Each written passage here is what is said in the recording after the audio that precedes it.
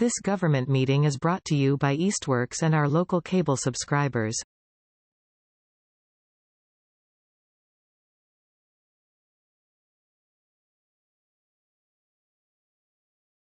Okay, well, let us call this meeting to order. It is 6:17. And our first agenda item, as always, open time for the public. There are no members of the public here, so we're going to move right on past that. The next is to review and approve the October minutes. Would anybody like me to screen share them right now? Sure. Okay. I sent them out again because it'd been a while. Yes, I noticed and appreciated that, and that's why I have them so readily available. I learned. Here we go. Here's the full thing. I would like to make a motion that we approve the minutes as shown. No second. All in favor? Aye. Aye. All right. Great job, everyone. Moving through agenda items just like that. Okay. Next is on the agenda is 354 College Highway updates and next steps. So, I guess I'll start with what I have to share, and Janet may have things to add if you guys have anything else to add. Trying to remember where we left it. I know it's been a long time since we left, but we were talking about moving into the RFP process for development of the 354 property. So Janet and I met with Wayfinders and Habitat for Humanity. Megan, who's the ED at Habitat for Humanity, was super helpful. They, we think, are going to respond to our RFP for the property. Well, at least that's what they said. And things were starting to move swimmingly. We were like, this is going to be great. She gave us some helpful guidelines for what to put in the RFP. Like, please don't put a 2-year timeline on that because we definitely can't do anything for like 4 or 5 years type thing. And don't put anything about two condos either, right? That was for other. I felt that it would really have to be one unit there because they said when you do a duplex, hey puppy, hey kitty, oh, you're so loved right now. Yes. When you do a duplex for home ownership, you have to have a condo association, and there's condo fees, and like if there's a dispute, it's a whole thing. And so they said it's just really not that nice for 2 people to share ownership of a duplex, and they would prefer not to do the project that way. So they said, please don't stipulate that it has to be 2. I think we could still say 1 or 2 and see if anyone is super psyched and has different opinions about it. Highly unlikely that will happen, and it should probably be 1 unit. But that brings me to the biggest hurdle that we heard about. So Megan emailed us after the fact and said, I looked at your perk test. And by the way, perk tests aren't like a pass-fail. Just because they didn't say it's not usable doesn't mean it's easy to use. It's actually going to be really expensive to install septic there. And she said, I'll try to get an estimate from my septic friend. But Janet, do you want to talk about where you took it from there? I haven't really moved any further than that, Sarah, at this point in time. Okay, will you tell them about what Ed said, or your conversation with Ed? Why am I drawing a blank? I've had so many conversations with Ed. Janet, it's my memory. To me and said, well, what if we just yeah. Sorry. Yes, go ahead. Offset the cost of the septic. And that, no, so it was, I guess the point of that was like, we're not giving up yet. There's still, this is not a done deal. We have yet to know what the expense would be for this additional septic. It could be, if we're really lucky, less than the amount we still have in the appropriation from purchasing it to like ready it for development from the CPA. It could be a ton more, and we could hypothetically apply CPA funds for that. But the next step is kind of finding out what that cost is going to be. And so Megan was asking your friend, and then Janet also suggested that we could talk to maybe somebody like a Barry Searles or somebody that works in that area. And what was Megan going to do? Megan said she had a contact too that she could add. But I'm sure she has many other priorities, and this may not be the top of them. So I think we should do our own due diligence if possible. Does anyone have any comments or suggestions on that? Yeah, I certainly when we started looking at the property and I spoke to Taylor Real Estate, they, because they're the ones who had it listed initially. And I just wanted to confirm with them after we saw the original perk test that, that they didn't see any obstacles to building, and they didn't re-perk it or anything before they put it on. So, it may be why it's sat for quite a while. Besides the building cost and the location, may have been that it wasn't as easily, it would have been more costly to perk. So that's. Yeah. A bummer. I think worst case scenario, we have to try to resell the property. But best case scenario, we get an estimate and it's not astronomical and we can just move forward with RFP. So remind me who Barry Searles is. I can reach out to him. I mean, he's just a family that's been in town for a while. Well, I mean, forever, I think. Some of the original Southampton folks. Do you have his contact info? I don't, but I could probably get it for you. I know that, when our leach field failed, he was the guy that came over and did a design for replacement and the estimate to do that. So that's how I kind of had this type of contact with him. Yeah. Yeah. Could you send me his contact info and I will reach out to him? I don't have it, but I can get it. Yes. Yeah, if you can find it, if you know someone who knows someone. Yeah, I know. I know someone who knows someone. What is your dog's name, please, Joy? Luna, and she's being very extra right now. So snuggly. Oh, I love her. So I have a question though, Sierra. How much money do we have left in our CPC funds, our CPA funds for this project? Do you know? Not off the top, but I do have that information somewhere. It's just not easily Because accessible. I don't know if Barry Searles will charge us to do that, so I don't know if we need to. That would be my first question to Barry. I wouldn't just say, come do this for free. I'd say, could you do this? Would you charge us? What's the deal? I think, if I'm recalling correctly, we appropriated about 125 and we spent somewhere between like 95 and 105. Does that sound I'm similar? trying to remember what the sale price was off the top of my head. I don't know. Any other fees. So I think we have at least 15 to 20,000, if not a little bit more. Okay. Because I know the list price was, or what it was listed at 109, but I think we went a little bit less than that because it had been sitting for a while. Yeah. Okay. Anything further on that topic? Just wait for more information to come in. Okay.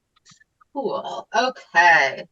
Next up, the report Wayfinders discussion. So Janet and my discussion with Wayfinders was about more than just this. So first, we did ask them about the property, and they said we wouldn't bid on it; it's too small for us, but Habitat probably would. So that's where that went. But they also did a couple of other things. Number one, they invited us to be part of the Western Mass Housing Coalition, WMHC. Very cool organization. It includes Wayfinders, Housing Authority members, everyone who cares about housing in Western Mass. And I went to their legislative briefing last Friday. These people are truly amazing. Like, they took the housing bond bill that the governor had proposed, and they meticulously went through it and made like strategic and reasonable recommendations to make the bill more sensible for Western Mass. For example, things that had like 10 unit minimums. They were like, this isn't going to work for Western Mass. Can you do it differently? Things that were like, the housing.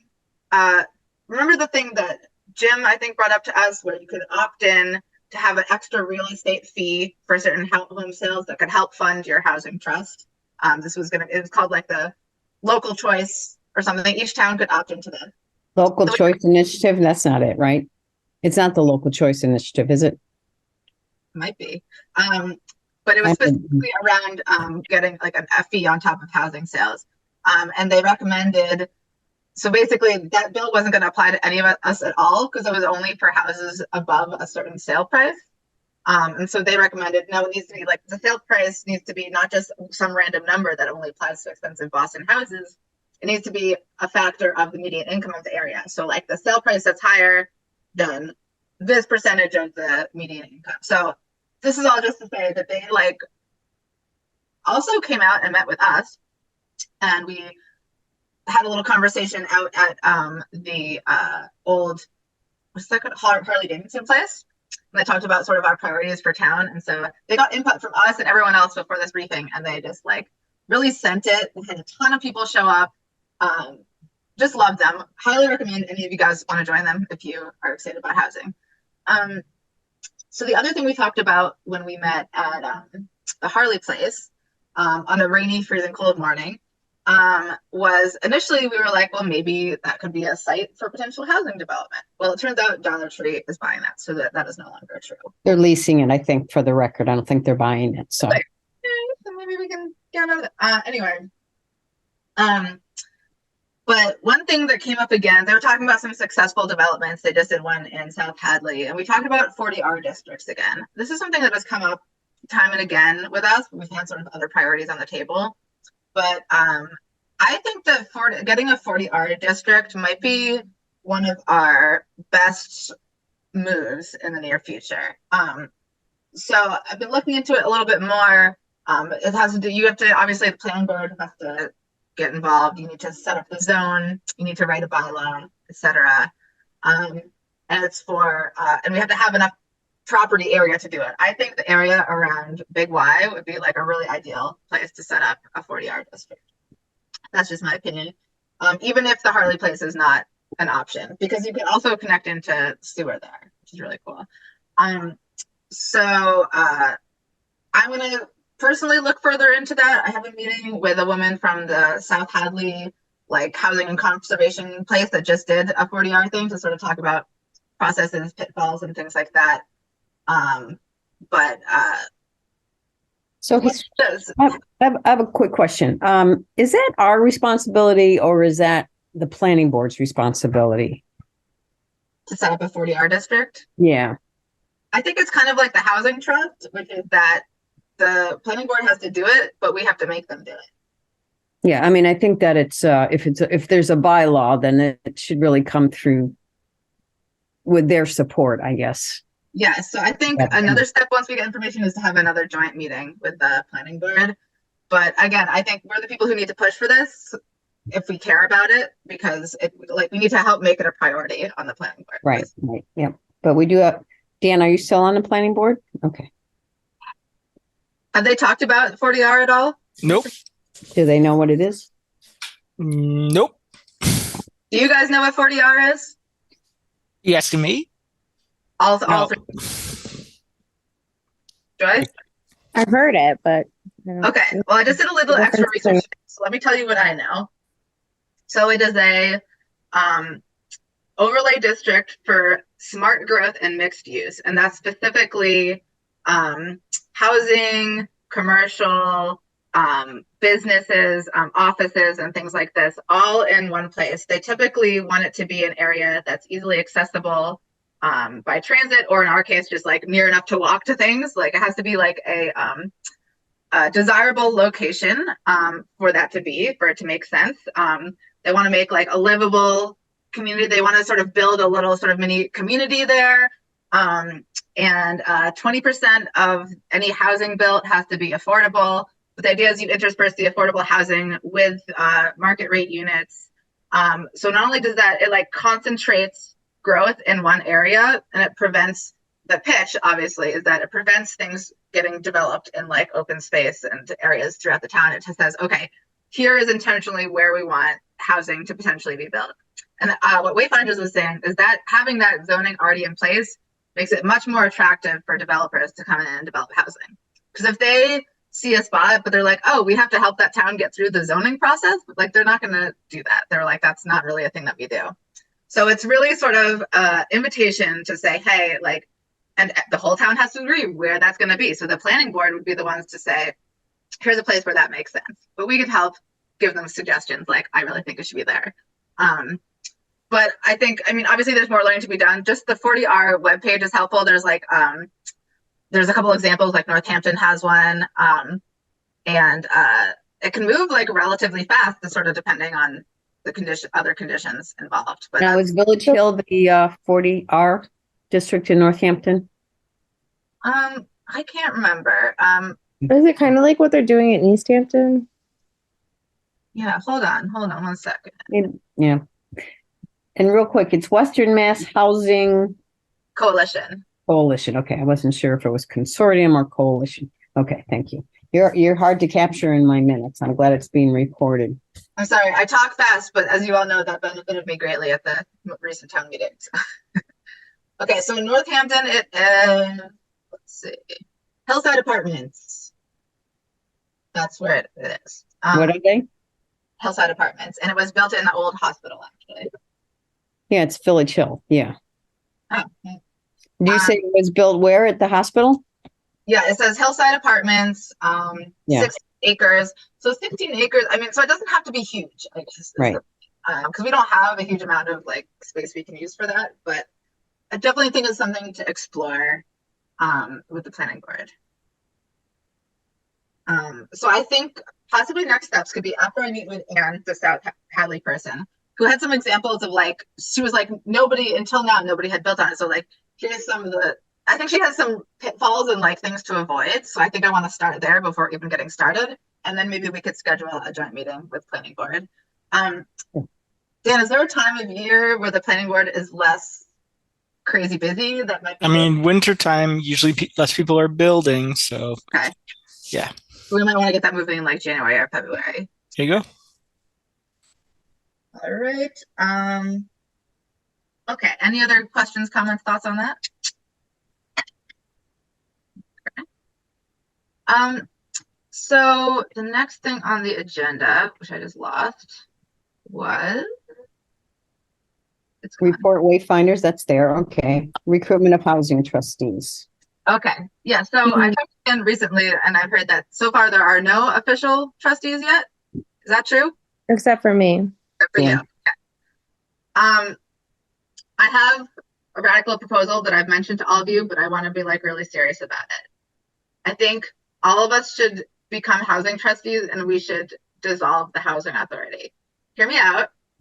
I don't know how to do this and how that works, but the housing trust is basically going to be charged with the same goal that we are, except they're going to be able to do more stuff than we can.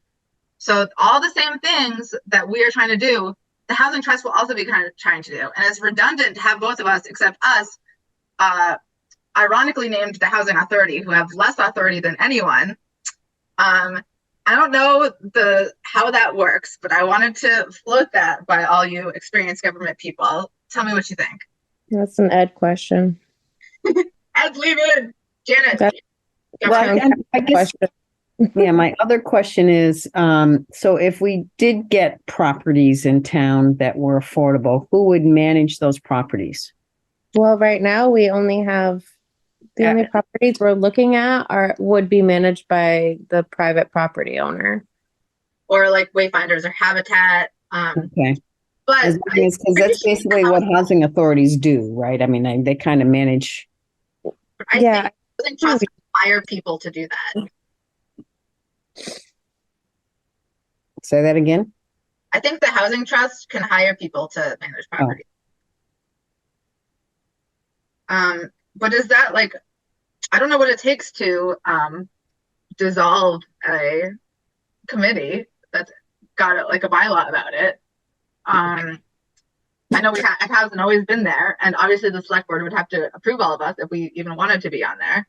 Also, isn't one of the things on the housing trust bylaw that a member of housing authority is on the housing trust? I don't know that that's in the bylaw. Is it in the bylaw? It's as an option, but I don't think it's required in the bylaw, but we could double check that. Yeah, I gotta double check it. I know there was mention of it. Like I said, yeah, I don't know if it's required though. But do you think that idea is just like insane or possible? I don't know. I think we need to talk to somebody who's more knowledgeable to see what does the town need to have a housing authority in general, maybe to qualify for different things. Like if we don't have one, does that make us look bad when we go to apply for grants or whatever? Yeah. What was the purpose of creating the housing authority in the first place? There must have been a reason. So we need to make sure that we honor that. And then the production plan is sort of the responsibility of the housing authority too, versus a trust who is managing the money. Yeah. So I guess I'd have to relook at the definition of the trust and see if we're really involved in the same things. Yeah. Let me send you the little like write up I wrote for the recruitment, because it's really basically when the trustees are finally picked, they sort of get together and plan the charge of the housing trust. So a lot of it's kind of open right now, but it could be developed to do exactly what a housing authority does, just with the authority to make purchases. So I'll shoot that. And we can do our own research, but I do just, and obviously it wouldn't be like an immediate thing, but yeah, we're having trouble finding people who want to be on the housing trust. Here we are caring about housing. I mean, it's us. We're not fundraisers though. I mean, when the goal of the trust is to try to find people that are willing to make, donations to us. Oh, we want like trustees, like rich trustees? Is that what you're saying? No, but maybe, no, absolutely not. So, but there is some benefit to having people that are connected. I keep thinking of Todd Barron, for example. He has an interest in housing, affordable housing. I thought he was going to apply. For the trust. Yeah. Have you spoken to him at all? I haven't spoken to anybody. The only people that I have spoken to. On Zoom. On Zoom. Yeah. So, unfortunately, it's one of those things that like, I was going to post on Facebook, like, hey guys, let's do this. It just is not something. But I wanted to make sure it was on the website first before I redirected people to go to the website. So I have to double check and make sure it's on the website and it's something that you can find. So I'll look and ask Chris, because last time I used to talk to her, which was a while ago about it, it wasn't on the website. The application. Jim Kelly, who is the head of Polish National Credit Union. I mean, those are people that have knowledge of monies and kind of investments. I mean, those are kind of things that, aren't my strength or expertise. Yeah. And so his name comes to mind too, but I don't really know Jim either. So. And Dan, you said Jim Sini recommended someone? Yeah, Yep. Jim Sini recommended. It was Todd that he recommended. No, it was somebody else. Oh. Do you have his information, Dan? Because he asked me at the meeting, the town meeting, if we had ever reached out to this person. I gotta find my phone. It's probably my last text thread with him. I asked him.